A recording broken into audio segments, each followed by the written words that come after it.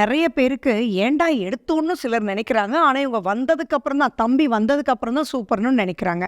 அப்போ first point வந்து அவங்க பார்க்க வேண்டியது 3ஆம் வீடு. லக்னத்துக்கு 3ஆம் வீடு.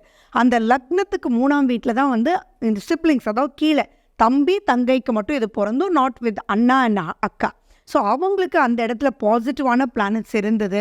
அந்த இடத்த பாசிட்டிவான பிளானட் பார்த்தது. ஃபார் எக்ஸாம்பிள் குரு பார்க்குது அப்படின்னா, தம்பி வந்ததுக்கப்புறம் தான் குரோத் சூப்பராக இருக்குது. என்னத்தான் நான் மேனேஜ் பண்ணாலும் சிஸ்டர் வந்ததுக்கப்புறம் இந்த பார்ட்னர்ஷிப்குள்ளே வந்து அவள் ஸ்லீப்பிங் பார்ட்னராக தான் வந்தா.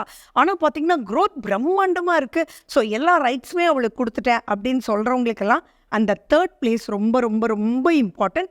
தனியாக கம்பெனி வச்சு அவங்களுடைய கிளைண்ட்ஸ் எல்லாம் இவங்க இழுத்துட்டாங்க அப்படின்னு நெகட்டிவ் கான்செப்டும் கேட்குறோம் இல்லையா, அவங்களுக்கு அந்த 3ஆம் வீட்டில் கூடாத கிரக அமைப்புகள் இருக்கும்.